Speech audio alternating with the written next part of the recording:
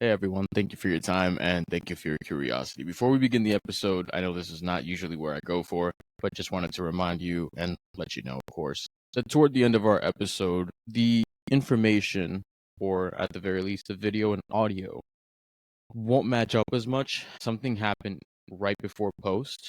Maybe there was a connection error, and with that in mind, I want to apologize to Maximo that happened. I'm going to post the video as it came out, and for those of you who are watching on Spotify, you can just turn the video off. For those of you on YouTube, I'm going to make sure to post it as audio only just in case. Or if you're driving and you just listen to audio only, the video doesn't really help you, then I'll go ahead and put that in there as well. Thank you again to Maximo, and I hope you guys enjoyed this amazing episode. Thank you for your curiosity. With us today is a superstar in karate combat. He's the CEO of the Unbroken Brand. Ladies and gentlemen, with us today in the GOTDAM Room, de lo mío personal, Maximo Apex Nunez. Let's go, baby. What up? What up? Thank you for having me, man. I'm so happy to be Abs- here and be part of your show. Let's Thank you, get brother. I it. greatly appreciate you for giving us the time today, man. Before we start, I just wanted to say, thank you so much for taking the time out of your day. I know you got a busy schedule, you got a lot to do.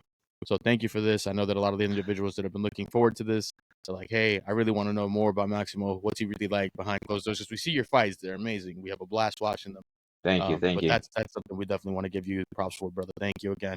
So let's start at the beginning. And in order to understand the present and see the glimpses of the future, we kind of have to go back into the past. So what were you like as a kid? As a kid, I was like a regular normal kid. I remember early ages where like around 8 to 11, I was like a sick kid. And, what got me into being in shape, it was, trying to be outside with the other kids, because the other kids would be running around and I will have to watch these kids run around, sitting in my patio, sitting in the galeria, like we say in the Dominican Republic, like sitting in the galeria, fenced up and stuff, and I couldn't go out, and my mom had to figure out a way to get me out of there because I was basically like a sick kid, a little chubby, and I have an older sister and a younger brother. Then my other cousins were a little bit distant at the beginning, and yeah, I had to learn. I had to be the jaguar in the shadow, looking at everybody else playing and playing with the little cards and all this stuff and making cars out of water bottles and all this stuff, running around and bicycle, and I had to, figure out how to learn how to do all this stuff. So when I get out and play with them kids, so I'm not behind. So yeah, as a kid, I was always, I was not. If you would have met me back then, you would never believe that I was gonna be alive, at least because I was kind of sick. But my mom, figured out how to work it out, and here I am. Yeah, it's wonderful, man. I know that's kind of been a recurring theme lately, though. Charles Oliveira said the same thing, that he was in a hospital for like years. Yeah, He couldn't even walk, and his parents were like, "Well, he's not gonna walk, let alone play sports." And then he did jujitsu. yeah, So it's almost surprising to hear that. I don't know yeah. how that happens, or what the dynamic is, or if there's like a medical thing behind it that's like, hey, for these years, maybe they kind of lose some type of potency, but they get it right back as soon as they get to a certain age. Yeah. Do you remember around what age you started to get healthy again? So I remember going to the doctor, and then the doctor kicked me out. I mean, didn't kick me out. I just told my mom to have me stepping outside, and she was staying and all this stuff. I was like 12 years old, and the why we ended up in the doctor is because I would go to school and I will be sitting on my school bench and I will pass out. Like I will literally pass out, and it was cholesterol, I believe it was, and I was out of shape. But then I used to hide, and in the Dominican Republic, the brown sugar comes with usually in a big sack, a big bag, like 250 pounds. And my mom had businesses, and as a kid, 5 to 12 to 9, when she caught up what I was doing, I will hide and just eat the sugar. And if you like if you people some people don't understand, but like when you have like a big storage, and you have sugar cane storage in that room, you can walk past that door and you can smell it. it smells so good, and I was addicted to that. And they didn't cut up until it was not late, but they cut up when, I was like going to school, and on my way to school, which the school was in front of my house.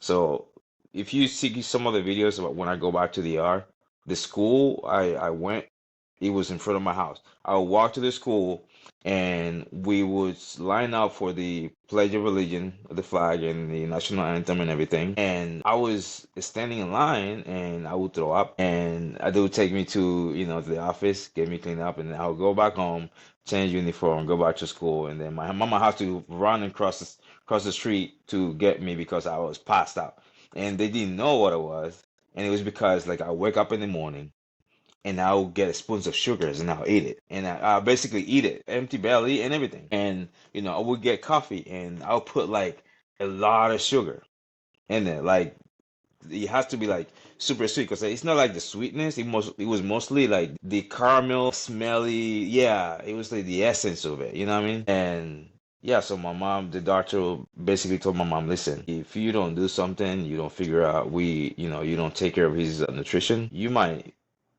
lose him pretty soon. Keep in mind, I was about to turn 13 years old. And so my uncle ended up taking me in. Yeah, my mom didn't know what to do. So my uncle was like, just bring him to me. My uncle has a farm. And the school days, my uncle will drive down to, because my uncle lived like 5 miles away from my house. So he would drive me down in the morning and drop me off at the school. I'll go say hi to my mom or whatever, and then I walk to the school. And I wasn't allowed to go inside the house. I wasn't allowed to pass the living room. Basically, hello, mom, blah blah blah blah blah. She would give me, mom in the morning. She would make empanadas and all this stuff, and she was like, "Yeah, go here, go to school." And all of a sudden, I started losing weight. I wasn't passing out. And then my uncle was like, I have a friend who has a taekwondo school. My uncle used to teach there once, and he's like, just sign him up with taekwondo. My mom at first refused because my mom thought, I was gonna end up not really going to taekwondo, but doing something else. So he listened to her, she listened to him, and I ended up going to taekwondo. I would get my bike, and I would go to the bus stop, and I would take the bus to the town and do taekwondo. And then I started making friends and stuff. So my mom was like, that you're getting healthier, you lost a ton of weight. You're gonna start doing soccer. So I will go from taekwondo to soccer, and then a couple of my friends was doing baseball, and I started doing baseball, and like every time I would go somewhere, they'd be like, "Yeah, he's a sick kid," but no one would say it to my face because I had a lot of cousins, and like I was the kid you didn't want to mess with. I wasn't like the big kid. I was just crazy. I was out of my mind. I was crazy. Like I didn't fear anybody. That's basically what it was. Which we could go over that later. Because like one of my bullies ended up being my friend, my best friend, because every time we see each other, he would have to beat me up. Like every time. Like I would pick up the fight so he could like basically, and then he would got so tired of it. He was like, "Bro, I don't want to beat you anymore. Why don't you just be friends?" And I was like, "No, you started it, so you're gonna have to kill me." So his mom has to come to my house to like basically, talk to my mom and all this stuff. And we ended up like being friends and shit. And we were best friends. He passed, but we're best friends. But yeah, so we ended up starting doing taekwondo and other sports, and I really liked taekwondo, and I felt like I wasn't getting better at taekwondo. And yeah, one day I came home, and I was like, I don't want to do this anymore. I'm not good. I'm not gonna get good or whatever. And my mom used to run track and field, and she said something to me like I every time I'm fighting, she says something. She's like, "Well, if you're not good enough, find a way to be the worst at it." And I was like, "What do you mean?" She's like, "Just try to be the worst at it and act like you're good." To this day, I was like, "Okay, so how do?" She's like, "Well, watch whoever is the best in the team, watch him and learn from them." Because sometimes we're too focused on getting better at something, but we don't realize what the person who's good at it is doing. And that's where I started like, saying, asking for help and say, hey, I want to get better at this, this and this and this and that. And I remember I asked somebody. He was already in the national team of Taekwondo, and I wasn't even near. I was like 14 years old probably. And I asked him, and he's like, I don't know what you're asking. You're never gonna be good enough. You should find somebody else to give you advice or to help you. And just like that, I turned around. I was like, yeah, okay, cool. I thought, okay, cool. And till this day, bro, till this day, I like to ask questions, and that's how you see if people want to help you or not. Because sometimes you're afraid to ask questions, but then you never learn if somebody really is in your corner or if somebody's really willing to help you or not. I'm not afraid to ask people questions, and I learned this like because of that. So I went to my coach, and he's like, "Listen, I'll help you out, but you have to be here with me, and I can help you out when I'm off." And I ended up, meeting him, going to his house, and they didn't trust me because didn't know me that way. I would go to his house, and I would sit and wait outside. I went outside. He wasn't. I wasn't allowed to go to his backyard and none of that. I was outside, and I would wait 2 to 3 hours, and he would come home from work, and he's like, "What are you doing here?" I was like, "Oh, I'm just waiting for you." Blah blah blah. And I was like, "Yeah, well, I'm just waiting." And he was like, okay, I'm just gonna work with you for a few minutes, 10 minutes sometimes, 10 minutes, because he thought I was playing. And then I talked to my uncle because I was at his house.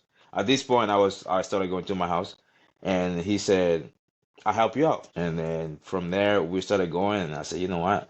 I'm not gonna go to Taekwondo to that school anymore. I'm just gonna do Taekwondo here and meet up with a couple of the guys in the yard in the baseball field and just practice." And I ended up practicing and getting comfortable with some of the stuff. And I went back to the school. When I went back to the school, people who were way better than me, they didn't believe how good I got like in a few months. And here we are. Damn, brother, you locked down on that Rocky training and went straight for it. I Yeah. respect. But I did read somewhere that you were told you were too short to compete in martial arts, and maybe I misread that. But like, how did you find the motivation to continue, even though you were being told by some of the people who you consider to be the best, like, nope, not willing to work with you, go ask somebody else, and you were fine with it. You seemed to like roll off your shoulder, or whatever. Yeah. But when they tell you you're too short to compete, like, what goes through your mind at that point? Look, growing up, I was too short to do anything. Like I have cousins who been in the MLB. I have my little brother. He's 5'11". My little sister, she's 5'10", I believe she is. My oldest sister, she's 5'9". Okay, and the brother that he was 2 years old, younger than me. He passed in an accident. I was 18 and he was 16.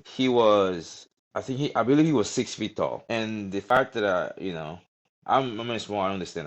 Like I said, I always been sick growing up, and that had an effect on my bones growing, which I understood that they explained me since I was 10, because everybody else was growing, and I was in the same exact height, and um everybody, like anything, I would do soccer. They were like, "Oh yeah, he's too small. He can't be a defender, or he can't go defend the goalie because he's too short."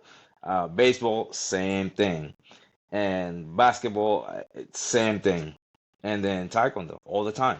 I was the smallest, the shortest guy in my division all the time. But then, every time I will try to get in a soccer team or baseball team or any team, they were like, "Oh, he's too short." I knew my mom would always give me she would never tell me what I want to hear, but she would say something that, you know, well, I would sit back, and as a kid, I didn't understand what she was saying, and then she would give it to me, in a gold platter. She's like, "You, the smallest guy in the soccer team. If you're too small to be the defender, you're too small to be in the goal, you're too small to be a right rank. You have to get good at attacking. You gotta get good at attacking. You gotta get good at dribbling, and you gotta be fast. You gotta run." And I was like, "Yeah, but there are guys that are bigger than me, and they run faster."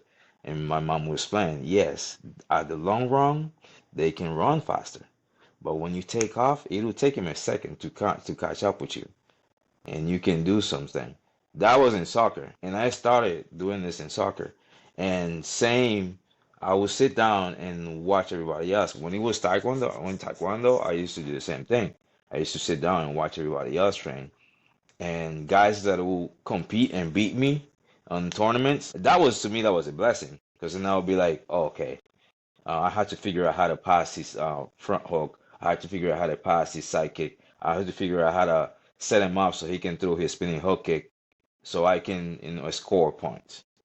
Like this is basically how it is. And then I realized everybody's longer than me. They're gonna keep me on the outside with the front leg. And if I rush it in, they're gonna try to counter with the spinning back kick, with the spinning hook kick. So I had to become the guy who was like, okay, I'm just gonna stay on his face. And I remember my first national tournament, I was losing like 12-1.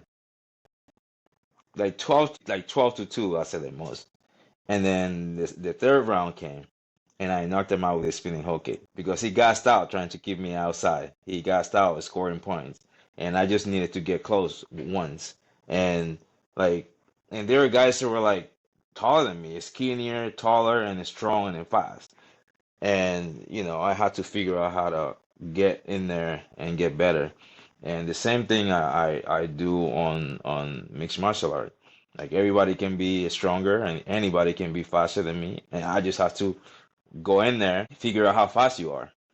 Can I catch up with you? No, I'm not gonna catch up with you. I'm gonna meet you in the middle. If I can't counter, then I'm going forward. Like something, you gotta do something wrong. Like there is something you gotta be bad at, and that's where I walk in the ring and I try to figure out. Like the first 30 seconds on the ring, I'll figure out if you're waiting for me, or if you're trying to gas me out, or you're trying to fight dirty. Like I have to figure out. You know what I mean? And being short to me is a blessing. I could have been tall and bigger, and probably I would have been bigger and clumsier, and possibly I'll have no ton of injuries. Like so far, I don't want to knock on wood, but I don't have joint pain. I don't have back pain. I don't have shoulder pain. I have neck pain. I have no injuries. I've never been knocked out in my life. You know what I mean? Never been knocked out. I've been dropped once, and it was like a couple of years ago or a year ago, possibly. And my karate combat with against Nuñez. That was the only time in my life I've been dropped. And MMA fights, yeah, I've been TKO. Shit happens. But never been knocked out, never been dropped, never been like taken out a stretcher, never broke a leg. I broke a foot, yes, but then I feel like, I'm blessed. And I use me being smaller to sit back and watch and learn from other people and find their weakness and what they're strong at.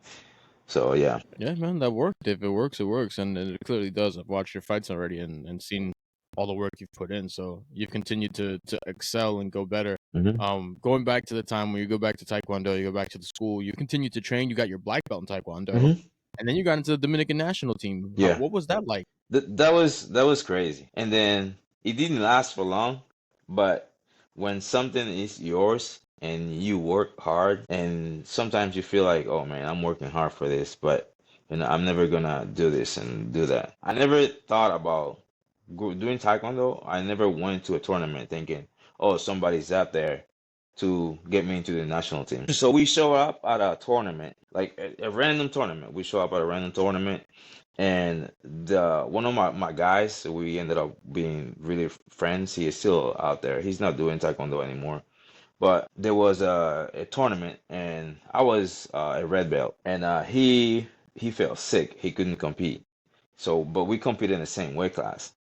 He already spent the money to be in the tournament, so he couldn't do it. So we're in the same weight class with the same rank, but he was better than me actually. He was faster and better than me, and he felt sick. I actually didn't compete because I had a cold, and he didn't compete, and he was losing the money. I was like, you know what? I haven't competed against these two guys, and that was my first. I haven't even competed at that level yet. So I was like, you know what? Let me borrow your uniform. Let me borrow your gi. And he's like, what do you mean? I was like, let me borrow your gi. You already paid for it. I just have to, change the name. And he's like, you want to do that? I'm like, hell yeah. It's like, but you sick. You haven't been training. I was like, yeah, but I can actually go a round or two before I gassed out. And he's like, okay. So we went, talked to the officials. They weighed me in. I was like probably 2 pounds over, and they talked to the other two guys because I usually compete at that weight class because I didn't know I wasn't gonna compete. We were drinking Presidentes the night before or whatever, and I was sick, but so I was there to support and everything. So got to warm up and all this stuff, and I can feel my chest is like really tight. I was like, man, I don't know why did I say I want to do this, but I don't know. And then the coach was like, hey, Maximo, you ready? There's two fights next. We're gonna be at the other side. And I said, yeah, I'm ready. And then I said, you know what? Fuck this. If I get hit and I can continue, I'm just gonna give him an A count, and after the A count, I'll just give him another A count so I can walk out of there. That was the game plan. I show up over there, and the first thing he threw was a tornado kick, and he missed me by an inch. But the whole time he was spinning. Keep in mind, I was fighting at one, so these motherfuckers are fast as fuck, right? He missed by a little inch. The whole time he was spinning, I can see him coming. I can see him, and I moved my head and I put my hands up, and he missed. And I was like, oh shit, I got lucky. And then I faked, and I saw him hop back and threw a spinning back kick, and then he leaned into the spinning back kick, turned the other side, and threw a front hook kick. By the time he threw the front hook kick, I was on the other side.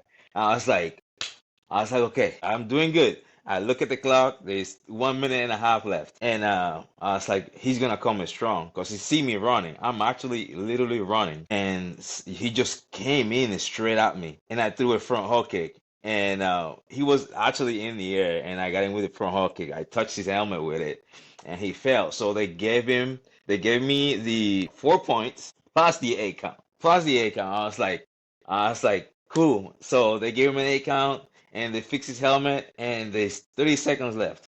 So in the 30 seconds left, he immediately sprint to me, and I sidekicked him again, and there was 2 points, and he touched me too, so he had scored a point. He scored 2 points, so I was winning like 10-2, something like that.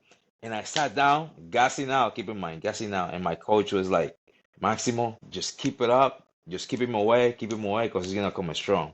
I was like, yes, coach, yes, coach. And we came out, and he didn't want to touch gloves. I knew he was angry. And while I was in the other corner, I blew a kiss at him. Bro, he came from the other side, spinning. And when he was getting closer to me, so I made like a little hop, and I turned around and I threw a spinning hook kick and dropped him. I hit him like right in the gut. I dropped him. And he got up, kind of like wobbled a little bit, and they stopped the fight. When they stopped the fight, I couldn't believe it. I was like, I can't believe I just beat this guy. So we walked out. My coach picked me up. We were celebrating and all that stuff. And then the official came. It's like, hey, how long you been training? How long you been a red belt? I was like, oh, this is my first tournament. And they're like, you know who you just beat? I'm like, no, I don't know. Who is it? It's like, that guy just won the Caribbean Championship in his belt. And I was like, no wonder why he was so fast. Like here I'm thinking, I'm like, oh, I just got off the hook, right? And everybody's like, yo, like people are coming from other gyms, like, yo, who are you? Like, who are you? Where you from? And I'm from my small town in the Dominican Republic, in Seibo. And like, where you from? Who you train with? I'm like, oh, my coach is over there. My coach is over there. And they're like, oh, you train with this guy? You train with this guy? How we didn't know about you? I'm like, it's my first tournament as a red belt, in this rank, first tournament. And they were like, yo, you just beat the monster. You just beat the El Cuckoo. 'Cause that was his nickname, El Cuckoo. And you just beat El Cuckoo. I was like, yeah, but I don't know who that is. Then, I made a mistake, and I went and sat down, and everybody's like, talking to me. His coach came like, oh yeah, there's another tournament in 2 weeks. You should show up because I can have you fight him directly. Homeboy was mad. Homeboy was mad. So the other kid that I supposed to fight after him, he forfeit. He was like, yeah, I don't feel good. I'm not gonna do it or whatever. So I ended up taking it first place. And show was over. Everybody's like, yo, this is the kid that beat Cuckoo, blah, blah, blah, blah. So I go home, and it's Monday. I'm on high school, and a bunch of people showed up, and they show up at the school and with the coach and stuff, and they're asking for me or whatever. So they called me to the front office.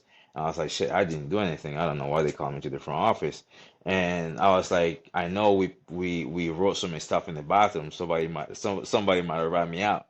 I was like, shit, I'm gonna rat out everybody else because I ain't gonna be the only one in trouble. So, bro, I'm walking to the office with the assistant director. I'm walking to the office, and I'm already thinking I'm gonna say this guy's going first, that guy's going first. I'm like, for sure, Guillermo said something. I know it's Guillermo because he can't keep his mouth shut. And I walk over there, and I'm waiting, bro. I'm waiting for him to ask me. So you were in the bathroom, but when I walked in, I saw my coach, and I was like, oh shit, okay, I guess I'm gonna have to go. Something happened to my mom or something. You know what I mean? So I'm like, what happened? They're like, oh yeah, they came here from the federation and they want to talk to you. And I was like, okay. It's like, hey, what do you think about going to see going Santo Domingo to see the Olympic Center? I was like, yeah, I would like that. It's like, would you come and train with us for a couple of weeks?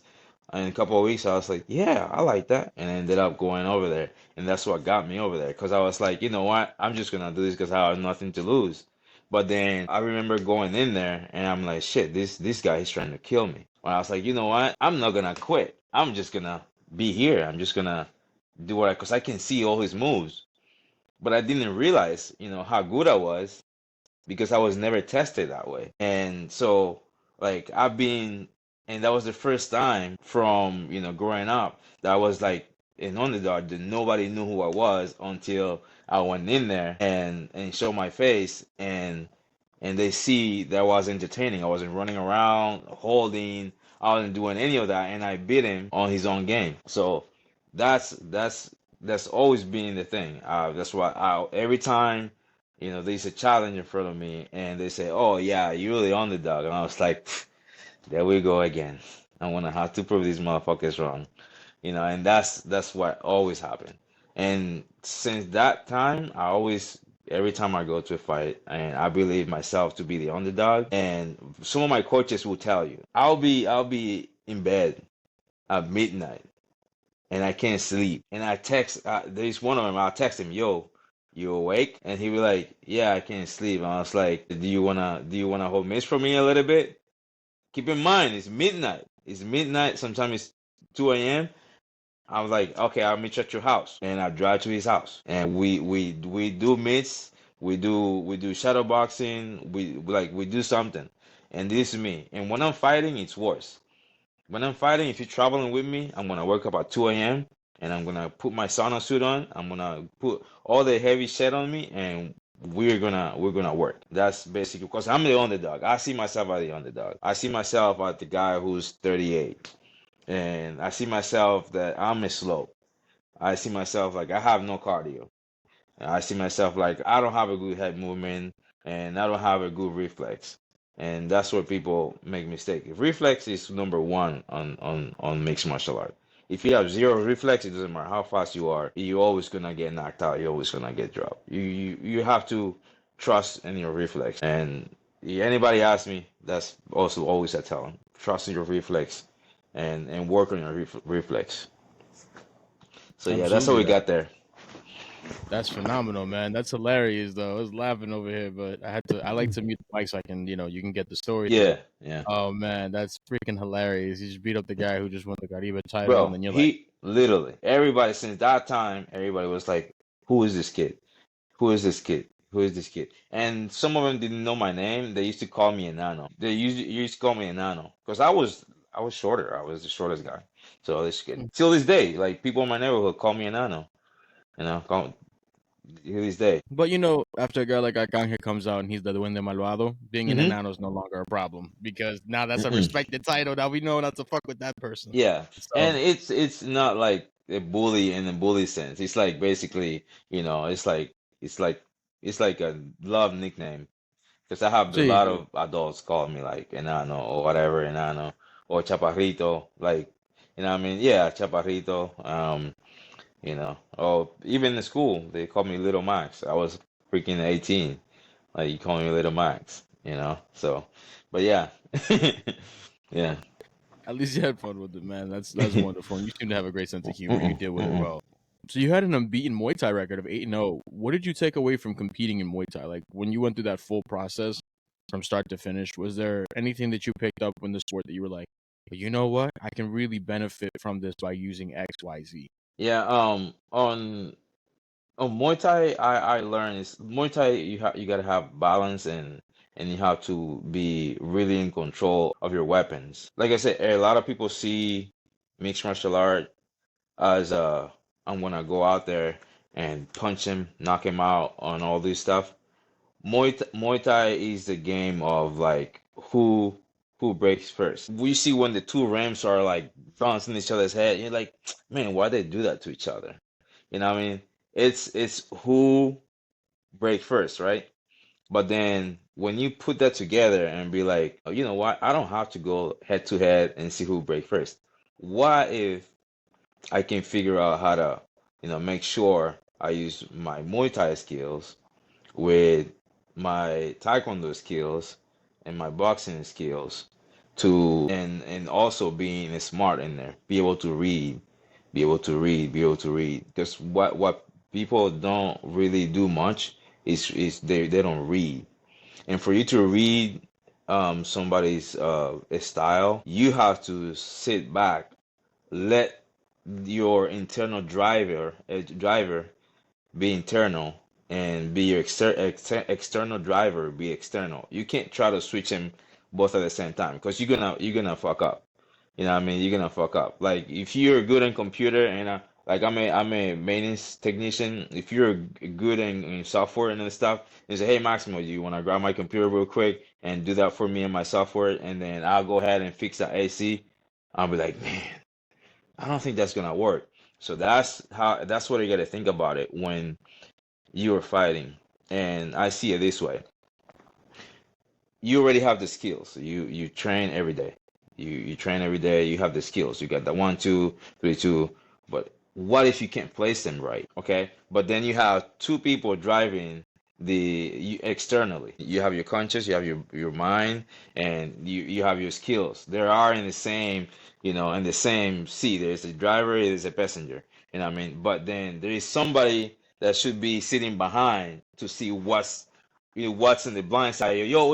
Stay on this side, stay on this lane. This car next to you. Like this is basically what it is. I take Muay Thai and Taekwondo and all the rest of the mixed martial art, and I sit back and let my mind do the smart job on like, are you a good boxer? Yeah, we're doing Muay Thai, but are you a kicker or are you a boxer? Okay, so if you're a kicker, you need a space to kick. If you're a boxer, you need to be in range to box. Am I gonna box? Yes. Am I gonna box you or am I gonna kick you?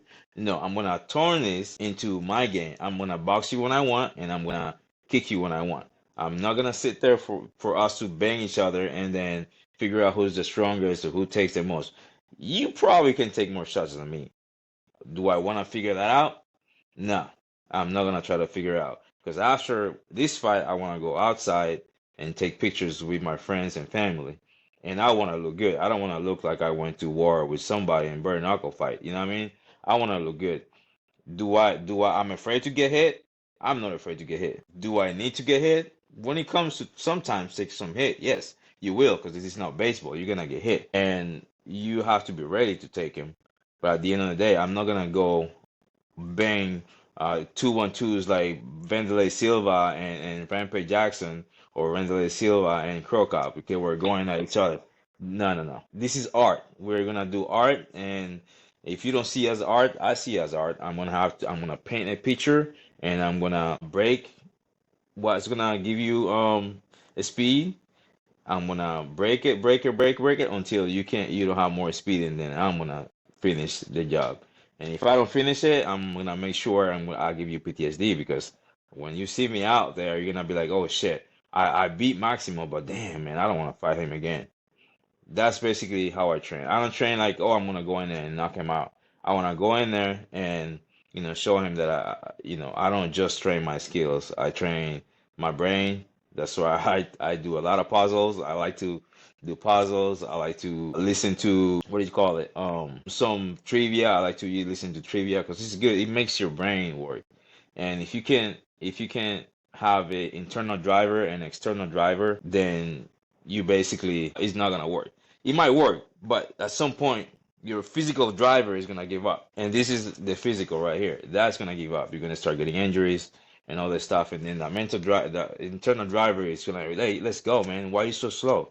And you're like, oh shit, I can't do it anymore. And then your internal driver is gonna be like, man, I had so much more. And you're like, oh yeah, I can't do it more. And that's basically what I take from Muay Thai, going from Muay Thai to to other disciplines, and from Taekwondo going to other disciplines. And for a lot of people, it works. Like a lot of people go from like karate, Taekwondo, and they are really what do you call it? They are really productive with it and stuff. But at the end of the day, it does it make you the best in the world generally, well rounded? Maybe not. Maybe yeah. A lot of people are gonna be like, he doesn't know what he's talking about. I might not know what I'm talking about, but that's my opinion. A lot of Yeah, people will tell you, yeah, a lot of people will tell you, okay, Taekwondo is better than boxing. No, no discipline is better than the other. You have to put them together. You have to put them together and get the best from each other and put them together so they can work. I remember my uncle, he didn't do it for much long, but he used to say, I don't want to be fancy in the ring if what I'm doing doesn't really work. You know what I mean?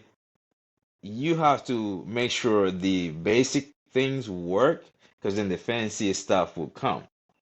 If you doing fancy and they don't work, you're just gonna be the fancy fighter that is always gonna be a fancy fighter, but not a successful fighter. So a lot of people choose to be fancy, and fine, they're entertaining. People like to watch them, but then are they successful? Most of them aren't. You know what I mean? You have to practice something over and over and over and over and over and over, and then practice some more to get it done. You know what I mean? And I watch a lot of fighters like Venom Page. He's really good and he's entertaining, he's fancy and all this stuff. If you watch him one day, you're gonna be like, oh yeah, he's good and all this stuff. But then you don't know how many hours he puts in the gym doing the same knee over and over and over and over and over and over for him to do that. You don't know how many times he's done the electrical dance over and over and over and over and over and over, and the pads and the sparring and all this stuff for him to do it in the ring and feel comfortable with it. But then I see that, I'm like, oh yeah, it looks cool. 2 fights as an amateur, I'm gonna do it and think it's gonna look cool. No, it's not. It's gonna look cool, but once they close that distance, what are you gonna do? Are you gonna dance? You don't know what to do. You're gonna get choked.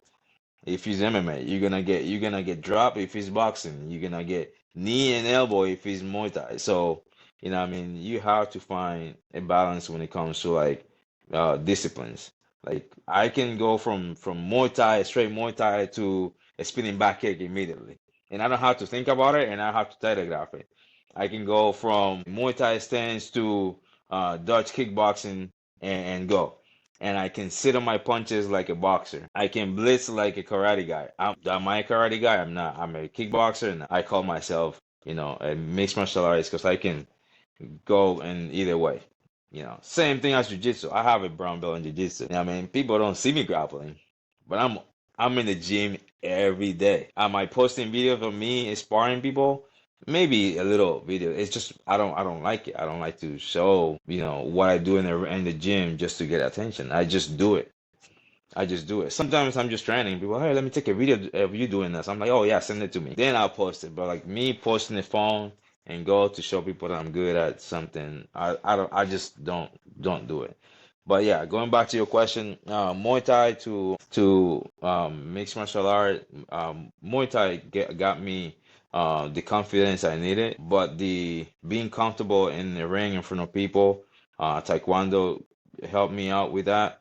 And then, the other stuff is like fear. I was never afraid to fight. I was, yeah, I don't know. I would get like a little jits and stuff, but like I don't get really crazy nervous that all this stuff. I just like I can fight anybody. My grandma, she signed the contract and she's gonna catch his hands for sure. So yeah, I don't get this jits. Yeah, Maximo, you're not grandma. You like, yo, these hands is ready to eat Bro, for grandma, everyone. What up? and then you gotta make me some empanadas after that. I Mm. feel you. I feel you. I haven't had an empanada in years. My grandmother, Yeah, God rest her soul, passed away many years ago. She yeah, used to make it from scratch. So I yeah. grew up making it con yuca de masa all my life growing up, doing it by You know hand. And what's it was up. a You know memory. what's up. You know what's up. It stays with you. It Yeah. stays with you. But I was looking at your career. Dog, you have 4 years as an amateur. Hmm. You competed in Combat Night, which is like a staple of MMA in Florida. Anyone Yeah. who goes to Florida, if you're an amateur in Florida and you really want to get serious, you have to compete in Combat Night. That's Come just on, how it man. goes. That's how Yeah. you get to that level. Mitchell is the man, bro. Mitchell is the Yes, man. sir. Yeah. Absolutely. And I know him then you did personally. a 3-year pro career, and then after that 3-year pro career, then you got into karate combat, and it kind of seemed a little bit out of the blue, but from your experience as an MMA fighter, because we do see a lot of MMA fighters in karate combat, Hmm. but from that experience, 7 years of competition, Yeah. what is it that you took from that like now that you're at that level where you are the guy in karate combat?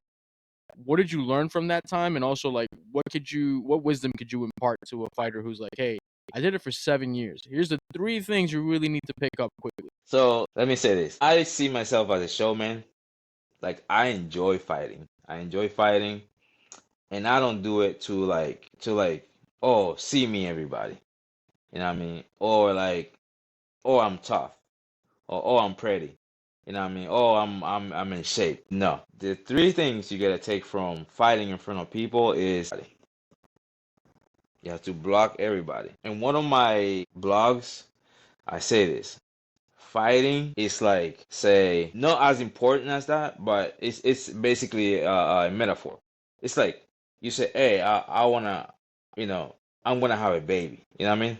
Am I ready to have a baby? You will never know if you don't have a baby. Now, the job, the how you're gonna figure out is once you have the baby, and that's basically what it is. Sorry, that's my cat doing making noise. And that's basically what it is. Like you have to block everybody. Oh, the baby's this, the baby that. Oh, why did you pick that name for that baby? Or like they're gonna say, oh man, your car is not comfortable for the baby, or like your couch or your bed. It's like, or they're gonna be like, oh, that baby is gonna you're gonna spend a lot of nights up. Yes, it will. Same as being walking into the ring. People are gonna ask you, "Are you ready?" They're gonna be like easy work, or they're gonna be like most of the time when you're losing weight, they're like, "Oh, you should just go in the bathroom and take a dump, and you're gonna be on weight." Like the first thing, as you know, I learned from my mistake as an amateur is you have to block everybody from your social, not social media, but like block every people's comments, like mostly like the stupid ones. And then the other thing is you need to understand you're gonna walk in the ring where that person is gonna try to take your head off. Your life is on the line. um your family don't matter. Like it's something people don't want to hear. And this is some of the things I write to myself and to read it on myself before I go to bed 2 or 3 nights before the fight. Your family don't matter. Your friends don't matter. The only people that matters what they say is your coaches. Okay. Some of your teammates. Then you have to go out there and prepare yourself to people is gonna scream, people are gonna try to fist bump you, people are gonna text you, hey, you have tickets, like all this stuff. So a lot of fighters they are too focused on like posting online, trying to get attention because I'm fighting and all this stuff. And cool. When I'm fighting, I give My coach is my phone. Okay. I don't want to be around my family because I don't want my family to see that person that's gonna fight because that's not really me. That's a person that's gonna pop once the bell ring, ding. But like, I don't want them to see that. I don't want my kids to see that. I don't want my kids to be like, oh, daddy's about to fight. They don't know how to approach me, all this stuff. I don't want them to feel like, because I know like when you're fighting, you can't be too calm and you can't be too tense. You have to be at that level. But you're the one who has to find the plateau, the center of that. And then the other thing is don't worry about like, oh, I'm gonna win this fight and then after this I'm gonna do this and this and this and that. No. Or I'm gonna like I can't wait for this fight to be over. I'm gonna win this fight or finish this fight and go this and that. That fight can go either way. That fight can go either way. Like when I'm fighting, I block everybody. I enjoy when I'm walking out. I enjoy the love, but it's because I wanna feel the love of the people that came, took some time off from work to come see me. That fills me up. I know like these people want to see me do something. They want to see him doing something, and I want to give them, the experience of like, oh man, I watch you fight, bro. I can't wait to see you fight again. You're awesome. You have this and this and that. But then I'm not planning like, oh yeah, he's gonna throw a kick and I'm gonna defend it. I'm gonna do this and that. No, it's something that I'm not planning. That's why I don't plan anything before the fight. Like, don't ask me what I'm gonna do after. The only thing I'm thinking of what I'm gonna do after is wear my suit. Like I like to wear my suit after the fight, and I'm gonna have a couple beers. Boom, because I don't like to get drunk after the fight. I want to remember everything, so I'm pretty disciplined with that. But then you have to. I enjoy that. I enjoy looking down because in a few seconds I'm gonna block everybody out. In a few seconds I'm not gonna see nobody else but that person that's in front of me and the referee, and my ears is gonna be in my coaches. You know what I mean? Because fighters, they're in there and they get distracted by anything.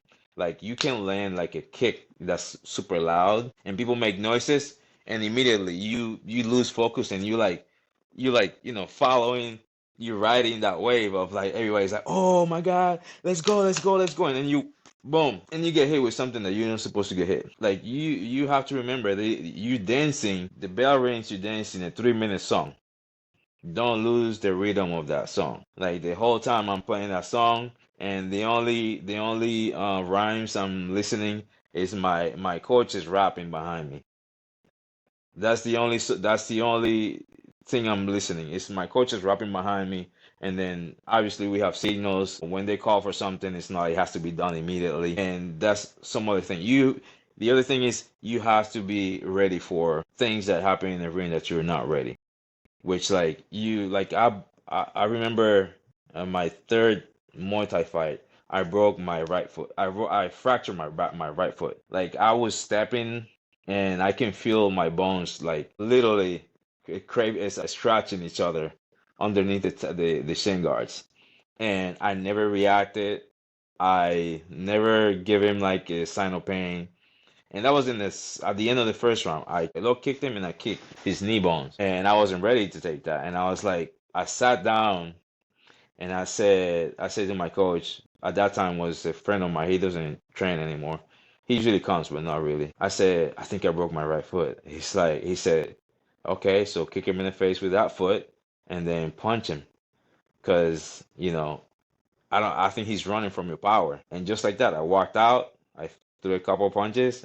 I push kicked him in the face, and I dropped him with a left hook. And the fight was over. He was undefeated though. He was 3-0, and I was 2-0, and that was in Ultima. And I dropped him.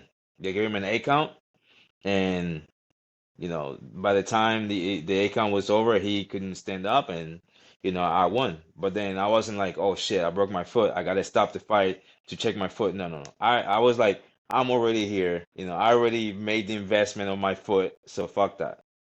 Okay, because there's nothing. I mean, I already lost a foot. I'm like, I already broke my foot. You know what I mean? So there's nothing. So some shit are gonna happen, and you're not ready. So the minute you start complaining, if you're going in there looking for a way out, you got it. But if you're going in there thinking like the only way he's gonna get me out of there is like dying, and that's how he's gonna end. That he's not gonna be able to get you out of there. And the other thing too, like, people, you have to make sure you learn about yourself.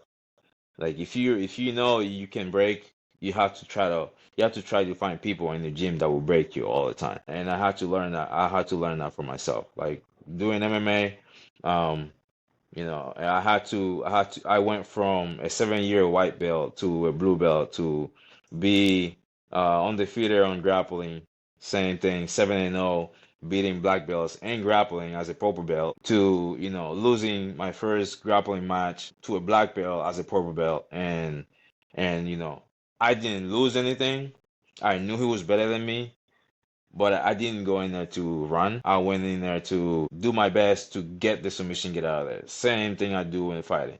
Like, I always put myself as you have to be the underdog. Like, anything can happen in the fight. You have to be the underdog. You have to be the guy who's slower. You have to be the guy who has a weak chin, who doesn't want to get hit. You have to be the guy who put yourself as a 6-year-old man who's about to fight a 2-year-old, a 25-year-old man. It's always in the back of my head.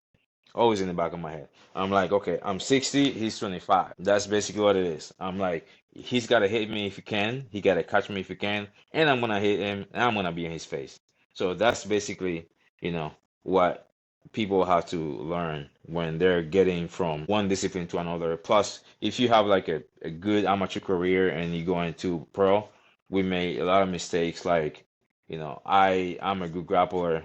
I'm gonna lay on my grappling because everybody's gonna learn. Everybody's learning how to grapple. Everybody's learning how to wrestle. The only thing people get good at, and they get good at quick, is striking. Because you can be the best striker in the world and get dropped. What are you gonna do after that? You know what I mean? What are you gonna do after that? Everything is fine, but then you never expected to get dropped. And that's why I love my coaches, because they always tell me things. They tell me things that I wanna hear, and like, you will get hit, you will get dropped. He's strong, he's bigger, and my mind is ready for that. And that's some of the things, some fighters have to get in perspective when they go in there. Block people from your energy. Stay away from negative comments, and embrace, like, when you walk out. This is the thing. When you walk out, enjoy it, because that could be the last time you're gonna leave. That's to be the last time you're gonna walk straight. That could be the last time you're gonna be able to use both arms, or that could be the last time you will remember your son's or sibling's name. So embrace it, enjoy it, and show gratitude to the gods and whoever is with you. Show gratitude, because at the end of the day, you're not gonna be playing ping pong or tennis in there. That's your life is in there, and leave your family and leave your kids at home. Yeah, recently I heard about that. Recently, that there was a fighter. He was talking on the Jackson podcast, and he said, "I went to watch this guy fight. He was so cool, and then he got knocked the fuck out." And then they pan to the camera and they show his kids and his wife, and they're crying. Yo, And I was like, no. so I've always been an advocate of, when you fighting, your kids should not be like 2-3 days before your fight. When you get into that mode, your kids should not be in that aura of energy in the same room and place, because he's all stars and rainbows and sunshine when you are winning the fight. Okay, I've never been knocked out, and I'm knocking on wood, I've never been knocked out. I've been choked out a couple of times, and I've been TKO'd. But then it's hard for your kids. It's something that they never forget, no matter how young they are. When they are seeing their dad getting knocked out to another universe, cold, and people are running to help him get on his seat, or put him on a stretcher, or help him up, and then see their dad walk to the locker room or to the ambulance. Me as a kid, I would never want to see my parents, my dad or my mom, being knocked out. in front of me, and this is the worst punishment you can give a kid, in my opinion. In my opinion. And you talking about this, I remember when Kamaru Usman got knocked out, and his daughter was there. Mm-hmm. And Kamaru Usman and his daughter are close. Like they are close, brother. They are close. Which there are a lot of fighters that are close. Bro, he got head kicked. Cold. The daughter, you can see like his daughter went from a normal kid to like I don't know, an empty. She was like she was like, bro, and then somebody was recording her.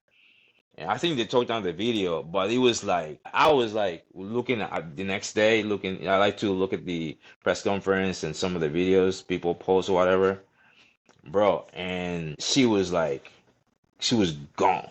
She held her breath until like Kamaru Usman was moving and she started breathing again. I was like, wow, wow. Like my kids, I'm fighting. Like sometimes I'm in the bathroom or I'm cooking, and my sons are watching my fight.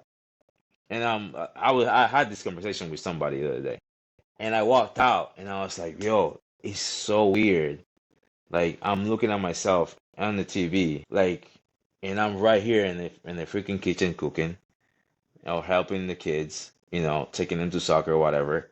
And here's this other person who looks like me on the TV punching somebody else in the face and getting punched. That's literally what goes through my mind. Like, and like if that can go through somebody's mind, you know what I mean? Like, cool, you can take your kids, but like, man, I don't want my kids around me when I'm fighting.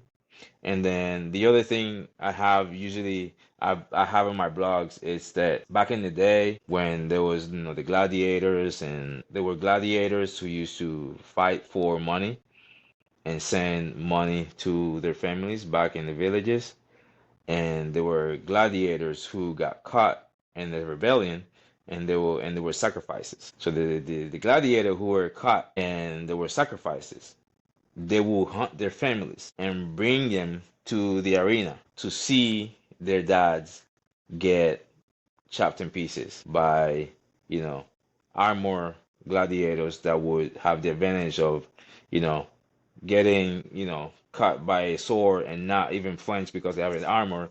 But then there's that guy who's example to his family. So to me, bringing your family to the fight is basically bringing your kids to see you being sacrificed. Because at the end of Yeah. the day, you never know if you're gonna survive. And if you survive, you will go free. But you will survive. Remember, back then, if you get cut in the leg, that leg would cause gangrene and all that stuff. They'll have to amputate that leg. They will cut it, and you might bleed out. That's basically how your family will receive you, with no fingers, no legs, maybe and probably no shoulder or whatever. And that's basically what your kids see. They're like, yeah, I don't wanna do that. They will be traumatized for the day until the day they die. And then you have the gladiator who show up, free will, well prepared, who's gonna beat this dude, cut him in pieces, kill him, and catch his goal, be recognized by the crowd.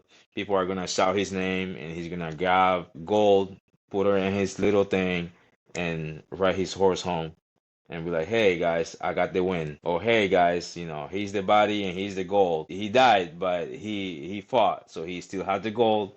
And at least your kids are not traumatized to see you like, and then the kids grow up to be like, "I want to be like Gladiator, like Daddy," and not the one who saw his dad getting chopped down and be like, "I'd rather be a politician." You know what I mean? So that's how I see it. Yeah, man, I definitely see it that way too. My daughter's. Ladies and gentlemen, we're at the halfway mark of our episode with Maximo Nunez. If you already know, I got my do-rag on representing the Dominican Republic. But definitely wanted to shout out our sponsor for this episode. It's none other than Sanibel. You already guessed it. I'm pretty sure you knew it. You saw it in the corner. You saw the amazing gloves in the back. You figured it out. But for 10% off, you can use promo code GOTDAM. That's GOTDAM. No, not the one your mama said you can't say. That's GOTDAM at checkout for 10% off, because they offer some of the best gear you're going to get on the market. It's affordable. It's used by fighters like Sean O'Malley. It's used by Gilbert Burns and several other fighters at the top of the crop in the UFC. So make sure to head over to Senable.com/GOTDAM or use GOTDAM at checkout for 10% off. Of course, a percentage of that goes to our show, which helps to fund this whole program and this whole shebang. And please make sure to subscribe and like, as that does help the algorithm and makes a big difference for us here. Now, back to our episode. Yeah, man, I definitely see it that way too. My daughter's 7. I don't think she'll ever watch me compete Mm-mm. until I retire, probably. Maybe. It's Yeah. like a 50-50. But my wife has been told many times. I was like, I'm probably going to be in the back room, like watching something with the kids on TV, Yeah. not paying it any mind. I was like, yeah, that's Yeah, the nice. best idea I can think of. But I was going to ask you, you train at ATT Longwood, and ATT has a rich history of combat athletes. Actually, ironically enough, I have Professor Wade Rome coming on Sunday. He's one of the founding members of ATT. Yeah. But what made you choose this particular team? Because you seem to love your coaches, and I can understand why. A good coach is like very rare, and it's such a wonderful connection. It's like something unlike anything else. But what made you choose the ATT Longwood branch, particularly? So when we moved from San Francisco, California to here, I'm not gonna mention the gyms, but I went to a couple of gyms. And I came here from California with 2 amateur fights. And the first gym I went, they were like, "Oh, so you want to sign up?" Blah blah blah blah blah. I was like, "Yeah, I want to sign up." I'm kind of trying to fight sometime in the future, but for now, I just wanna get used to the environment. I just moved from San Francisco, whatever. And they was like, "Yeah, yeah, come tonight, and tonight you can check the class and or whatever." So the first night I went, and somebody was getting ready for a fight, and he was around my weight class.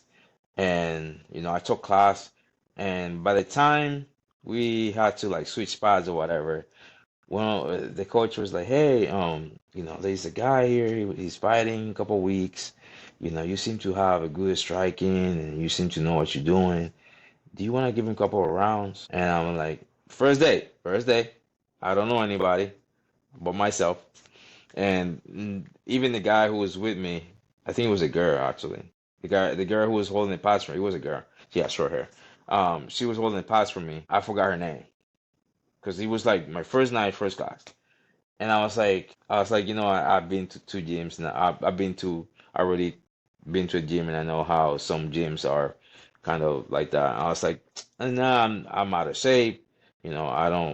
I don't really feel like I can spar or whatever. Like, no, no, no, it should be fine. He's gonna go light, and he's gonna go. We guys can go light and super light. Keep in mind, my first day, and I see him sparring, but they're going wild in that little cage area. They're going wild. And I looked over there and I said, you know what, I can try. And then he's like, okay, you wanna get your hand wraps, and if you have shin guards or whatever, blah, blah, blah, you guys can, get some light sparring rounds. I was like, yeah, okay, cool. And while I'm putting my shin guards, I see these two going at it in the ring. And I was like, you know what? Yeah, I'm not gonna spar. No, no, you guys gonna go light. I'm like, no, no, I'm not gonna spar. He's like, bro, I know, I see you, I know you. I was like, nah, that's my first day. I haven't been training for like 3 weeks. I just moved here, and I was trying to find a place. I was like, bro, it's gonna be fine. It's gonna be fine. I was like, nope. And I try to go back to partner up with the chick, and she was fine. She's like, "Oh, you didn't want to spar?" I was like, "Nah." She's like, "Yeah." She immediately said, "Yeah, you were about to get set up." She literally flat out. She's like, "They were setting you up because they can tell you're a fighter." I'm like, "I'm not a fighter. I literally had 2 amateur fights, and I'm having fought for I mean, I just fought like 2 weeks because I literally moved here. Like we started driving here a Sunday after my fight in California. And she's like, yeah, you were gonna get set up, and they were gonna beat you up in there and give you a concussion or something. And I was like, oh, okay, cool. Thank you for letting me know. And she's like, oh, my name is this, by the way. I still forgot her name. And I was holding pass for her, and all I was thinking, I was like, oh my, I can't believe they were gonna throw me in there to get beat up. I'm like, shit, this is crazy. And then, I had a few friends back in California, and they were like, yeah, go check out American Top Team. So, and I Googled American Top Team, and it was like American Top Team, Coconut Creek. And I was like, damn, that's far. I was like, man, I can't go like to Miami to train. And then I Googled a few American top teams out here, and the closest one was in Longwood.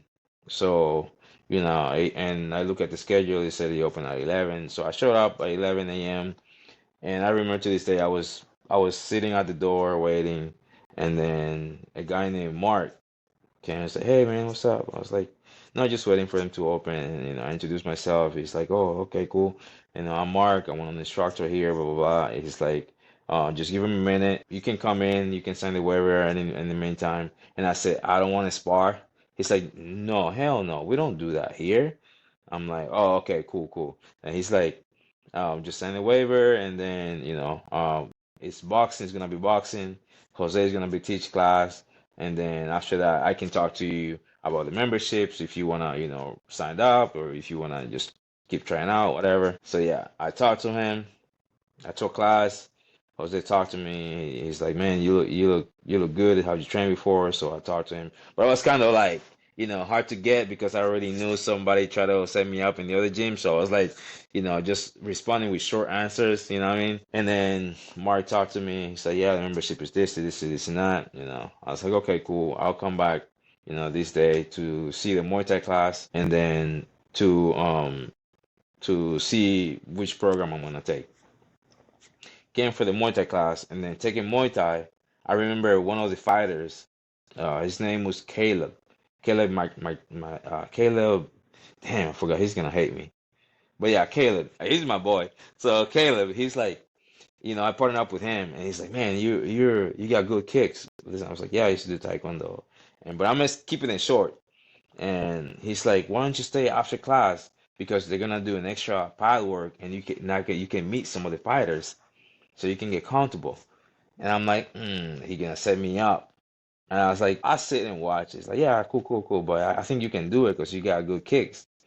And I was like, "Yeah, I'll take it. I'll take a look." I ended up meeting Caleb, a couple more of the fighters, and then I was like, "You know what? I can't stand this place." And then while I'm watching them, and then Caleb was like, he's like, "Yo, guy, yo, Max, come here. Yeah, let's do some things. Like you know what you're doing. So grab the pads and let's go." And I was like, "Oh, he's actually a pad work." So from there, I was like, "Oh, you know what? He was not trying to set me up." And then show up the next day, and then I eventually talked to Joe. I said, "Hey, Joe," I think it was, yes, Joe. I was like, "Hey, Joe, I wanna eventually fight, blah blah blah blah blah." And then Joe was like, "Do you do jujitsu?" I'm like, "Yeah, I have like 4 or 5 jujitsu classes." And it's like, "You fight?" And I was like, "Well, I had to fight." And Joe was like, "You had 2 fights with 4 or 5 jiu-jitsu classes?" I was like, "Yeah." It's like, "MMA?" Yeah, it's like, "No, we don't do that here." Joe was like, you need to show some jiu-jitsu skills before you fight MMA, and you gotta wrestle with us, and you gotta do striking." And then I was like, "So, how long you think I'm gonna be ready to fight?" He's like, "Well, I want to see you doing pad work, and then have you coming in to spar. See you moving around, and then after that, like 3 4 months, let me see what's up, and then we try to get you a kickboxing fight while your jiu-jitsu's being you know put it together, and from there we'll see what happens." And that's why I had Muay Thai fight, because I was doing Jiu-Jitsu in the meantime. And I remember I had like the fifth Muay Thai fight, and I was already doing Jiu-Jitsu, but I was doing more Nogi. So, and I was doing super fights in Jiu-Jitsu with local events and stuff. And then Joe was like, "Okay, so let's get you Jiu-Jitsu more MMA fights." So they got me MMA fights, and then my first MMA fight was against some kid from Daytona, and he was like a pro belt in jiu-jitsu. He was like a freaking anaconda. He would take, and he had like way more fights than I have, and he would take people down and like armbar them like nothing. I was like, "Oh shit." And that was my first fight, and but then he couldn't take me down, bro. And in the first 10 seconds of the fight, I dropped him with an overhand, and I think I fractured his orbital bone because he was running the whole fight and he was just shooting. And yeah, he was a good fight. And after that fight, I threw up my lungs because I was so out of shape. And then Joe was like, "Okay, so we gotta after you doing more jujitsu and doing more kickboxing." And Yeah, and then if I had a MMA fight, I would have to do pad work and then jiu-jitsu. And I remember I was fighting my third MMA fight here in Florida, and I took Muay Thai, and then Jose was teaching jiu-jitsu on the other side of the mat, and I'm getting some water, and I have my hand wrap is still on. Jiu-jitsu is getting warm, and then Jose walks past me. He's like, "Hey, um, don't you have a fight?" I was like, yeah, I have a fight. He's like, is it MMA or kickboxing? And I was like, it's MMA. He's like, oh, I thought it was a kickboxing because you did kickboxing. You did Muay Thai and you still have your hand wraps on. And I was like, yeah, it's MMA. And he's like, oh, okay, cool. And he walked. And I took my hand wraps, went and got my gi, put my gi on. I did jujitsu. He's like, oh, I thought you were gonna do kickboxing. I'm like, no, I changed my mind. I'm doing MMA. I'm doing jujitsu. He's like, okay. And then Jose sat me down. He's like, listen, Max, you're a cool dude. You were cool. You're the coolest dude in this gym. It's like, listen, I don't want to see you make the same mistake other people make. Okay? I don't want to see you that. If somebody beats you in jiu-jitsu, you need to make him work for it. It's like the level you have in jiu-jitsu, you shouldn't sleep on it. It's like I'm not telling you this to make you feel bad, but I want you to do jiu-jitsu every single day, twice a day, until your body is sore. And I don't want to see you grappling white belts only. And I don't want to see you grappling old people either. Okay? So this is what I want to see. So every time I go to fight, my coaches always trust me on what I bring to the table because of that. And that's how we got there. Man, that's a dope ass coach because that coach actually gave a shit to tell you Yeah. what it was, and Yeah. unlike the other coaches, not trying to set you up, not trying to fuck with you, which I appreciate. Shout out Yeah. to coach for that one. Yeah. But then you're in karate combat. Karate combat is growing every single event. Every event feels bigger than the last one. Yeah. And when you fought in DR, I think I almost lost my mind because we had several Dominicans on that card, and Yeah. I It was was over dope. here yelling at the TV, screaming, acting a damn fool. But and then I was sending the clips to people. I was like, "Yo, look, we won Yeah. another We Dominican. got We it. here, We baby." got it. So it was lit. But what is it? Do you think? Well, how did you end up in karate combat in that particular promotion, doing this particular rule set? And I wanted to talk to you a little bit too about weight cutting. Like, what is your weight cutting procedure like at karate combat? Because I don't know if it's the same as MMA. Is it like more like wrestling? Is it somewhere in between? Maybe. It's like basically MMA. If you fighting and you sign a contract to fight, you gotta make 135, 134. Like if you pass that margin, you overweight and you basically have a penalty. And then your question on how I got there, it's like I said, I fight and I had undefeated record of kickboxing and I also fought pro too. I was supposed to be 1-0 as a pro in kickboxing. And yeah, so I'm undefeated in kickboxing. I never fought a kickboxing fight. I never lost kickboxing fight. And I remember like I was literally replacing breakers. And I remember watching Karate Combat when they first did the first show. And I was like, man, this shit is cool. And they did a couple more shows and I was like, man, these guys, this is so cool. Like you don't have to grapple. If you get to the ground, you can strike unless you have your knees on the ground, like all this stuff. You have 5 seconds. I was like, oh, this is so cool. And I was like, man, I wonder how I get there. And then my coach was like, well, we just have to win fights and keep fighting and make sure we have entertaining fights. And he said, plus everybody loves to watch you fight um, and stuff. So then I believe it was Tick, I think it was Tick, yeah, Silva, and his opponent had injured himself. They've been trying to like contact people, and it looks like nobody wanted to fight Tick, and I didn't know who he was. So I was literally on an apartment complex replacing a breaker, and then my friend shoot me a text, said, hey, blah blah blah. He's my boss. He's my yeah, and I don't want to put his name out there yet. But he's like, hey Max, this is going on. They needed an appointment for this person. He's a tough guy. He's like, but I believe you can beat him, and he's a step to the big show. I was like, cool. Tell him to text me, and immediately like 10 minutes they text me, yo, this is this and this and that from Karate Combat. And I was like, shit, Karate Combat? Because I thought he was somebody else. I saw another promotion, and then I was like, oh shit, Karate Combat. And then I looked at the name, and then I was so excited, and I was like, Silva, and then his record. They sent his record, his name, and all this stuff. And then I didn't even do any research. I sent it to both of my coaches, to Joe and Will. And Joe was like, I'll take a look at him because Joe was teaching that time. And Joe took a look at him. He sent me a text message like an hour later because I totally forgot. I just picked up a fight with somebody, and Joe was like, "Yeah, he's tough, but we can beat him." And then my other coach was like, "Yeah, man, he's tough. He's hard, but like he's like you're way faster than him, and he's southpaw." And like I have like I have really good reputation with southpaws.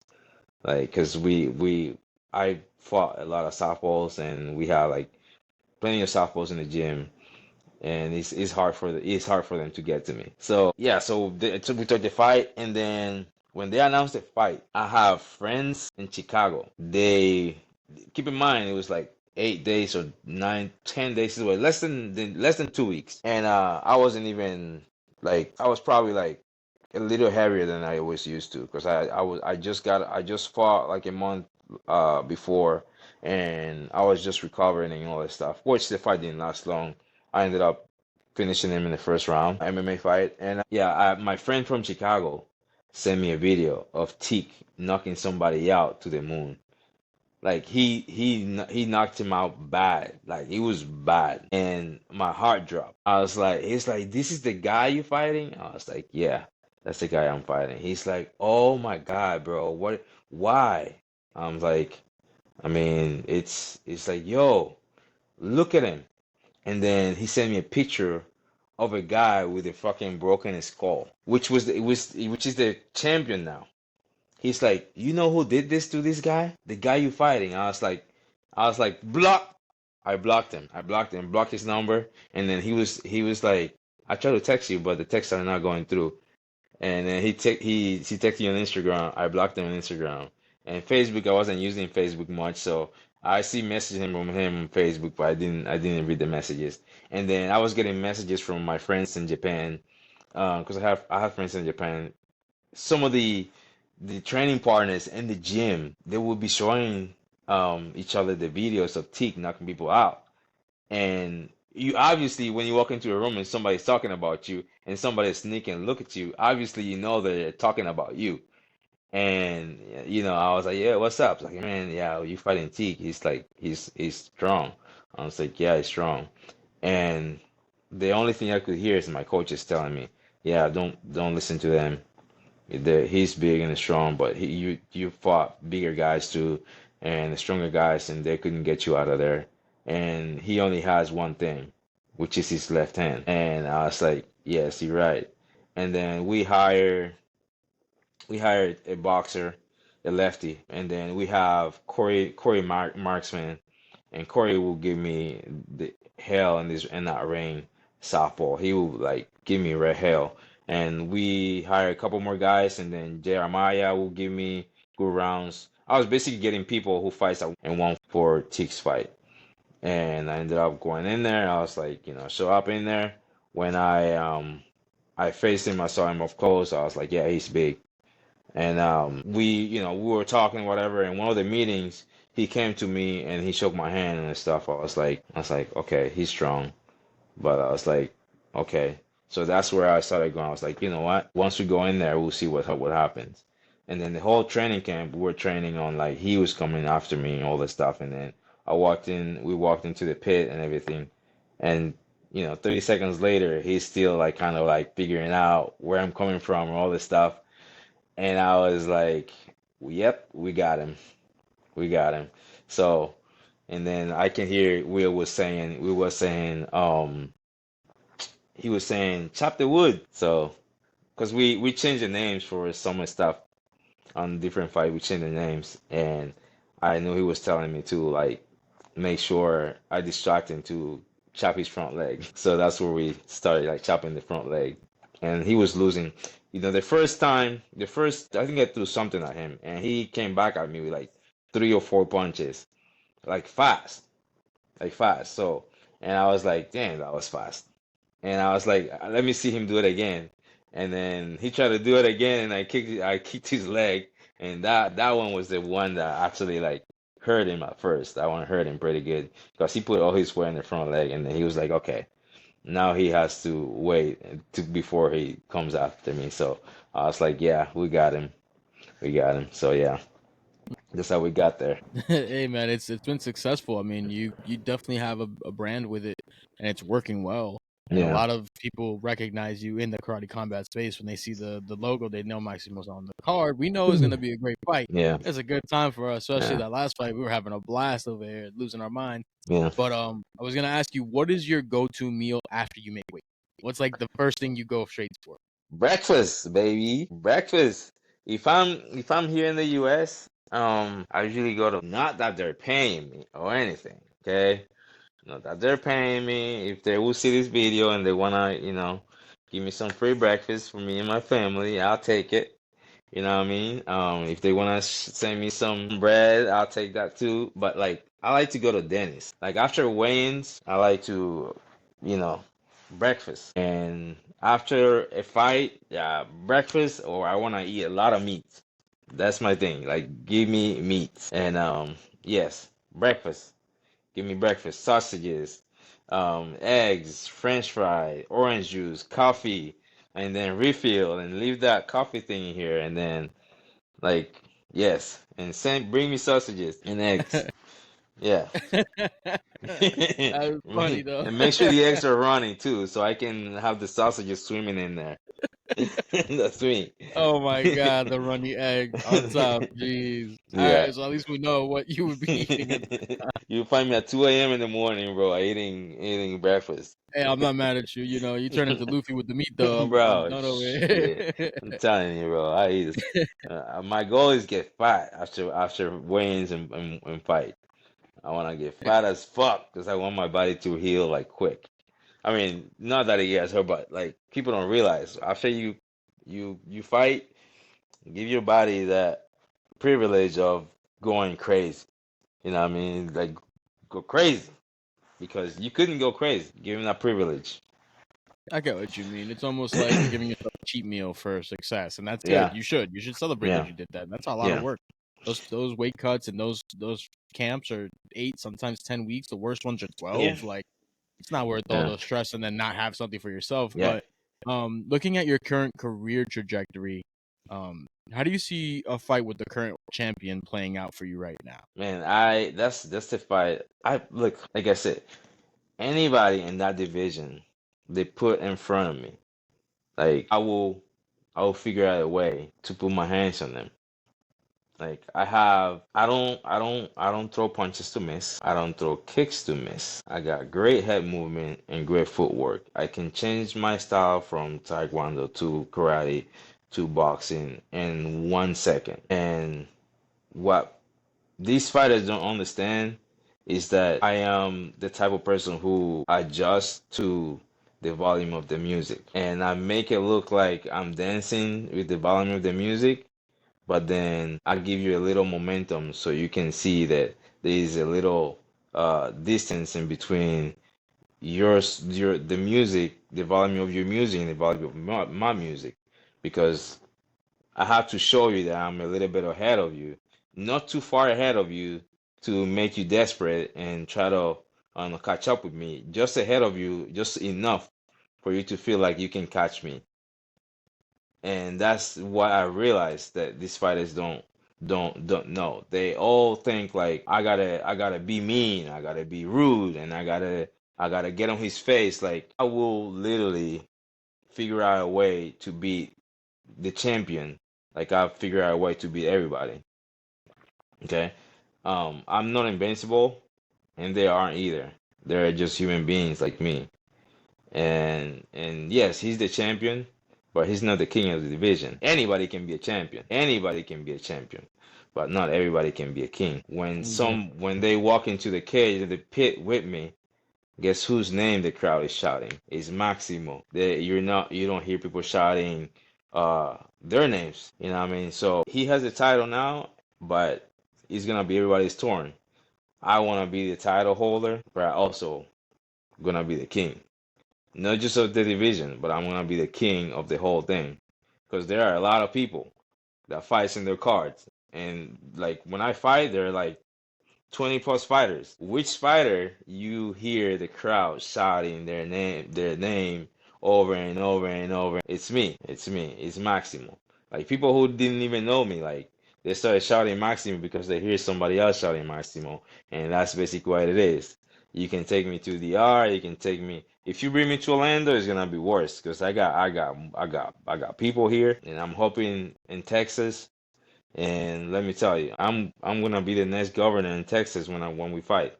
It doesn't matter who they put in front of me. Okay, I'm gonna be the governor of Texas. So, yeah, that's the future. He had the championship belt. Fine, he works for it. He is a hard worker. But like I can figure out anybody in the division because they all have weaknesses. I have mine too, but they're not working in theirs. I'm working on mine. And that speaks volumes to it, brother. Speaking of branding, you have what's called the Unbroken brand. What is the Unbroken brand, and can you explain to someone how you came up with the phrase Unbroken for your brand? All right, so Unbroken is not something like I just came up with. It's something that, I grew up in. Like growing up, a lot of people, you know, they're like we said in the beginning, too small for this, or you too sick, or like I remember that guy who told me you're not good enough for me to help you out, blah blah blah.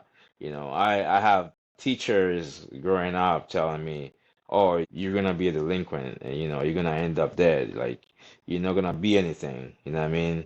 Or teachers calling me parasite, um, you know, like all this stuff because I had a smart mouth and I was smart. I was always smarter than I looked, and people didn't like that, and that never brought me down. I had a bully. He tried to bully me, but he ended up being my friend, my best friend, because every time he sees me at the park, at the river, at church, I remember seeing that motherfucker in church, and I was like, I can't wait for church to release so I can run out and wait for him at the yard. Because the first, I'm gonna hit him with the mango in the back of the head, and I'm gonna tackle that motherfucker. That was like basically like that's basically how I do this type of shit. Like I'll plan how I'm gonna do something, and then that's basically what I'm gonna stick to. Like you can break my legs, you can break my arm. I already said I'm gonna hit you and with this that way, and that's basically I'm gonna do it over and over and over until you like, okay, I'm getting tired of this. I can't do this anymore. So, and I was the last one. Like his mom came to my house to ask for mercy. Keep in mind, he was the one who was beating me. But I'll come back over and again and again and again and again. You know what I mean? And like me, there are a lot of kids out there. There are a lot of adults out there. And I've been through some shit nobody as a teenager should be going through. Like, when I turned 18, my 16-year-old brother, he died on my hands. Like he literally died in my hands. Okay? And then 2 years later, my mom died because of depression. She couldn't get over losing my brother, and she was losing me too because I was losing my mind. You know what I mean? And then I had to become an adult and raise my younger siblings as a younger age, and here we are. You know what I mean? Would I be like, hey, I'm gonna say fuck this and get in, I could get into drugs and alcohol and do all their stuff, but then I didn't quit. I had situation in the last 5 years where I thought I wasn't gonna wake up the next morning, what I mean, or I thought I was like, and I had a job and I had my family and everything, and I had situations where I was like, you know what? I don't think I can do this. You know what I mean? And there's people wake up in the morning and be like, you know what? Fuck this shit. I'm not gonna do this anymore. And they off themselves. I've been there. I've been there. And people who see us as an athletes and be like, yo, they're good. They have everything. and everything. They don't have depression. They don't have, mental issues like some of us do, and we're regular people. And I will wake up in the morning and I'll be like, man, I'm not gonna let this break me. I'm not gonna let this break me. I remember coming home from work one day, and the lady, amazing lady, right? She was awesome, always friendly. She had cancer though. She beat it like a couple of times. She had cancer. Beautiful lady. She's always nice. In the morning, I will show up to work in the morning. She was always ready, and she was like, "Hey, Maximo, I got you some coffee." Like she amazing stories, bro. And then I remember I ended up being transferred to another property, and a week later, I get a call from my old property, and they're like, "Hey, do you know who this person is? Do you know who this person is?" I'm like, "Yeah, I know. She's a great person. She's a great person." And I'm going back next week to see her to say hello because she was doing cancer treatment and stuff. But she was beating cancer. She was just in the last couple of stages. But she had no family. She had no kids. No husband. Her husband left her the first time she started fighting cancer, and then her parents didn't wanna anything to deal with her. So they get the call and they start there, and then the chick was like, "Hey, no, we're just calling to let you know, she left a card for you. She left a card for me. So she moved out." They're like, "No, she offs herself at the apartment complex, and she left me a card." I was like, I don't want that card. I was like, she gave up. But then I was like, you know what? I drove over there to Daytona. I went and got the card. Said thank you for being you, and she's like, you helped me um beat mental depression and do this with your smile, all this and this and that. And because I talked to her a few times of my um growing up, and she said, um don't let anybody break you. She said, don't let anybody break you. And she signed it on the bottom. And that was the last thing she did. She wrote me that card. And but I already have notes from 2014 about Unbroken. But then that right there was like, I gotta make sure I get this going, because like Unbroken, it shouldn't be like something that is a brand. You should wake up in the morning and see that, and your image be like, work can break me, and create goals for yourself. Like that's what on my website I have products, which is the Unbroken Pain Paste. I started using it myself because being sore and all this stuff. And when I dislocated my big toe, I would wake up in the morning with amazing cramp, like all the way up to my hips. And that was one of the things that I would put on, and I was like, you know what? I need to get hold of the people who made this. And then my cousin was like, I know them. I'm actually gonna buy into them. I was like, do you need a volunteer? Because sign me in. It's like, yeah, we can do that. I was like, okay, sign me in. So now we have Unbroken Pain Paste, and the shirts. The shirts are mostly like, you got an Unbroken shirt, and this is not because I'm a fighter.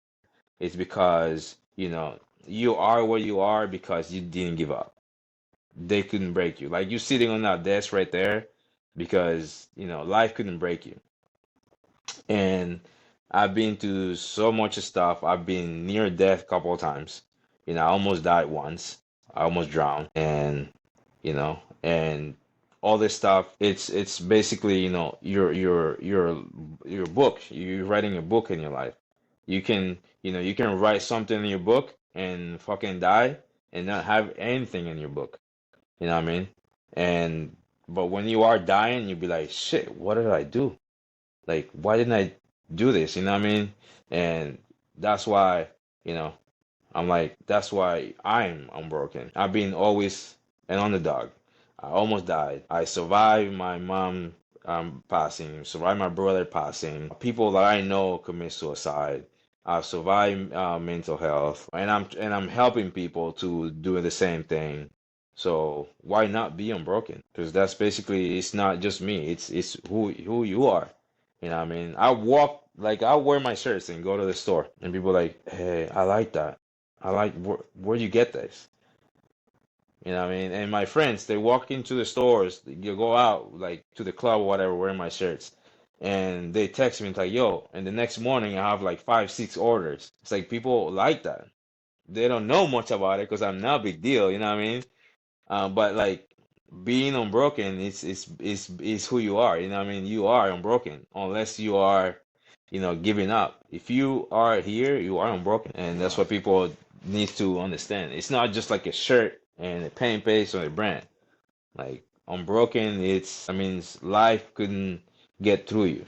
Damn, brother, that's deep. I didn't know that that's what it was, and Yeah. when I had read the site, I had gone through everything. I was like, wow, this is Hmm. like, it looks like more like a mantra. Like this is a lifestyle to continue with. Yeah. And I didn't know, so I was happy that you broke that down. Yeah. And then I will put the link in the description of the Hmm. video for any individuals who want to purchase any Unbroken products Yeah. or just want to get the shirt so they can remind themselves and give themselves that pick me up of like, hey, Yeah. today ain't gonna break me. Yesterday Yeah. didn't do it. Good luck tomorrow. And See how that goes. I will send you the link because I actually have blogs in there of mental health, mental strength, physical recovery, and all this stuff on my website. Like it's not just a store. If you like to read, it's a place for you to go and read about mental health, about read about recovery, mental state, and there's more blogs coming in. And I also have my sponsors in there, but that's basically what my brand is about. It's not like I want to be rich off of it. I want to use my brand to show other athletes and regular people that it's not just like, okay, I'm here and nobody's listening to me, or I'm the only one who's going through this. No. There's a lot of people that are going through some stuff. They just don't put it online. But then when you can read it and be like, wow, this makes me feel better, and that makes me feel good, so I can wake up the next morning and continue and come home and give my kids a hug and enjoy that time. And you can find that somewhere. You don't have to pay for it. It's free on a website where you don't have to pay for it. It's available. You don't have to use any passwords. Just unbrokenbrands.com is in there. It's for the people to feel like, okay, I'm unbroken. You know what I mean? And why it has the American flag in it? Yes, it's because it's a beautiful country. We have a lot of people in the country, and everybody who's here representing the American flag. And unbroken, as you know, that we have a lot of variety of people here, and it's something that means being unbroken in every language, and everybody who can see and read the words and see the colors. You know what I mean? So that's what it is as having unbroken an American flag.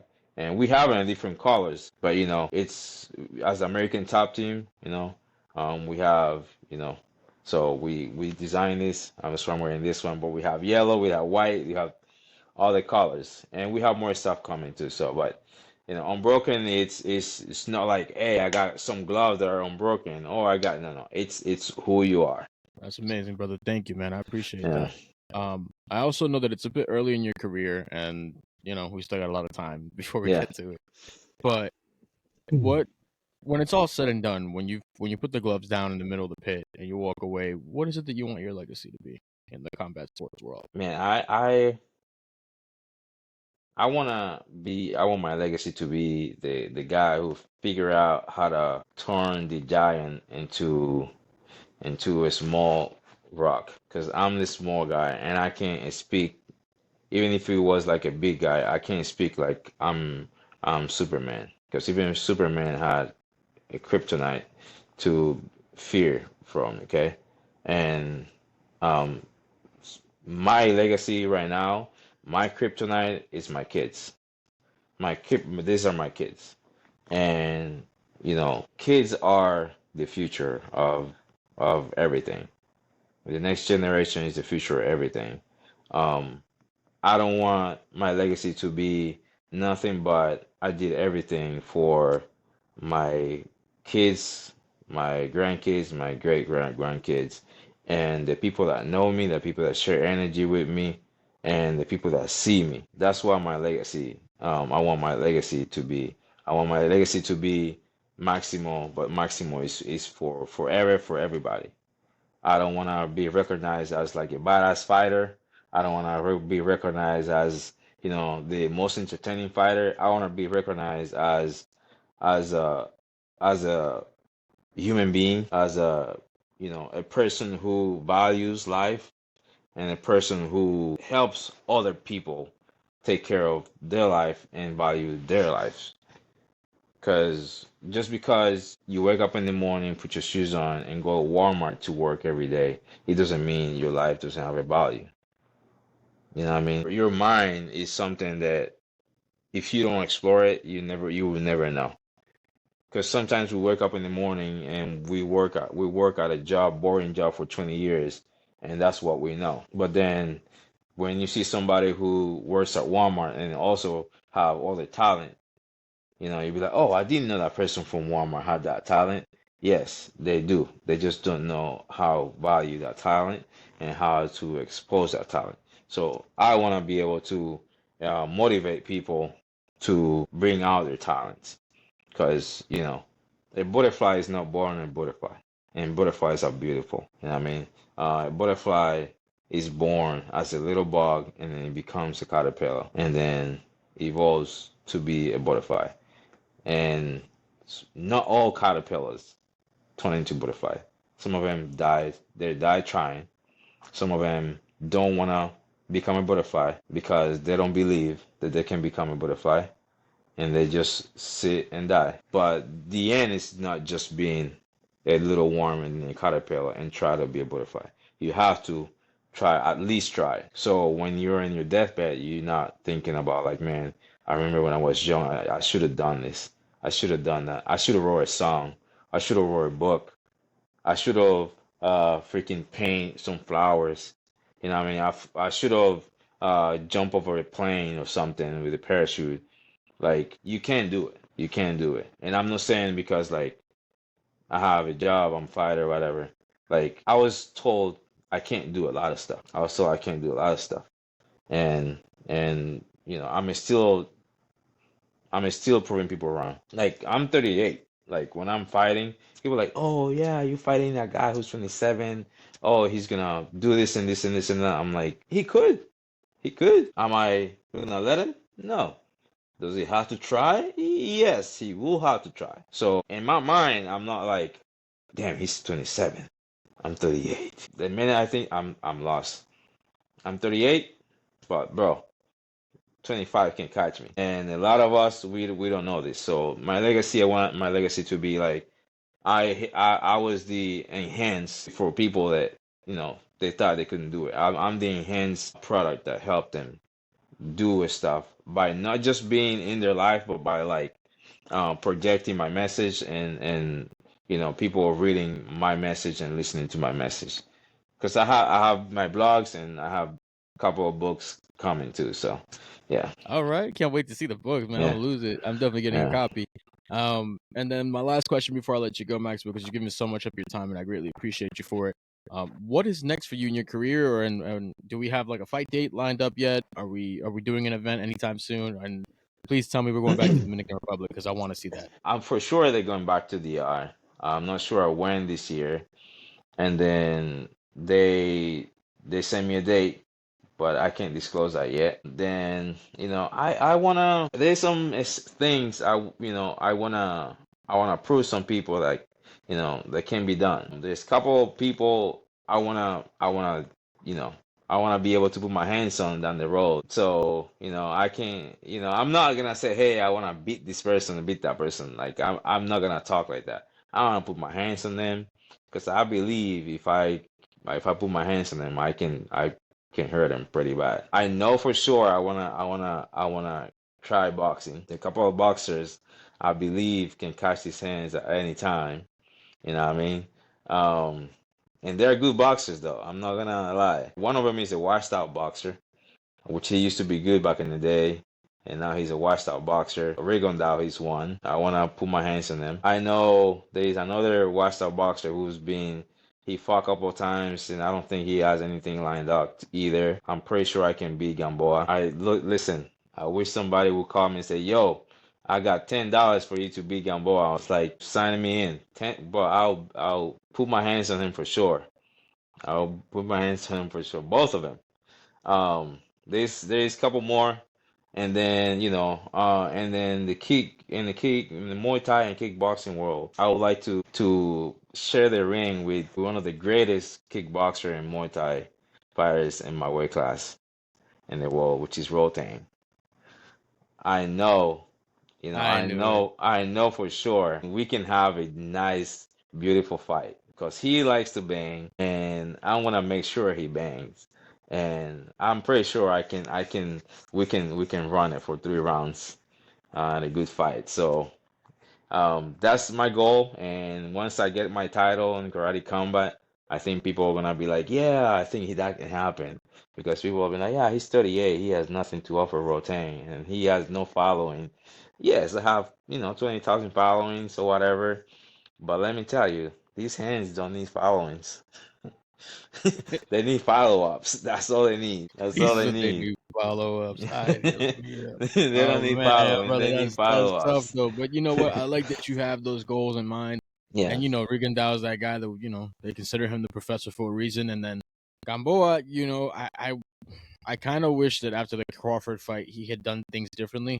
yeah, But that's just us as fans of the sport who love the sport. But the Rodtang fight, brother, yeah. that I don't even know where they're gonna. Where will we even host this fight? Like, who's No, gonna put this? they're probably gonna do it in Singapore.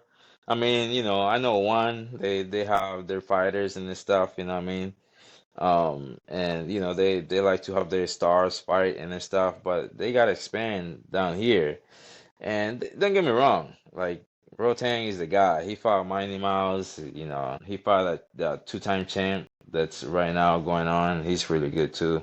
He's a good matchup. But the guy, the god of kickboxing and Muay Thai. I wanna put my hands on him because he's a special. I'm not gonna lie, he's special, and he's done a lot, and I know I can make that fight pretty entertaining because I've seen him fighting a couple of guys that are actually good, but when they get in front of him, they kind of like they stiff up a little bit, and they don't respond as quick as when they're fighting other fighters. So and I know myself, I don't get gun shy. Like I get creative. I don't get gun shy. So I get creative. So I would love to see him throwing hands with me and see what's up. And some of these fighters too, some of these boxers too. I'm Hey, not brother. gonna I'm not gonna call out like YouTubers and this stuff because yeah, you don't. There's money, but then and it's smart for fighters to call out YouTubers. But like, yeah, I wanna put my hands on these two fighters and put that on my resumes before I get to the point where like I don't want to do this anymore. So I feel like that's something I'm gonna have to call and talk myself and throw it out to the gods so they can make it happen. Shit, absolutely. We know we're Yeah, definitely watching that fight. We're gonna lose our yeah, shit. But we want to see that kind of matchup, and the fact that that's what you're thinking of, like still looking for legacy fights and going for titles, and yeah, like that means that you're still nowhere near the end just yet, and we're really happy about that, man. I do hope you the best of luck in your fight career. We're gonna be watching the next Karate Combat event, waiting for you to finally be able to let yeah. us know when that comes out. You have Oh your book yeah. coming out. Unbroken Brand's website will be in the description. We're also going to put hmm your Instagram on the description as well. And Maximo, before I let you go, do you have anything you want to tell the fans? Oh man, just fight for what you want. Don't listen to people unless they are helping your cause. Don't waste your energy and dumb people, because let me tell you, not everybody see the grass green, you know what I mean? So everybody has, different colors for their own grass. So make sure you believe in the color of yours. So that way you don't lose discipline. And you don't have to be an athlete to be happy. You don't have to be a profiler to be happy. Just be you and do it smart and do it the healthy way, and don't let that treat you as a slave, because you don't want to be a slave of a lifestyle. Okay, and that's basically my message. And stay, unbroken. Like, this is you. This is who you are. You're unbroken. And live your life like you are. Just don't listen to dumb people and don't make dumb mistakes. Absolutely, brother. I believe Yeah. that one too, my man. Ladies and gentlemen, thank you so much for dialing in, coming on. Maximo Nunez came on the show. Thank you so much for your time, brother. And that's it for our show at this time. Thank you for your curiosity, and I hope you have a wonderful rest of your day. Así mismo. Nos vamos, República Nos fuimos. Dominicana. Ya tú sabes, para los míos, de Ya los lo míos, sabe. siempre. Later, brother.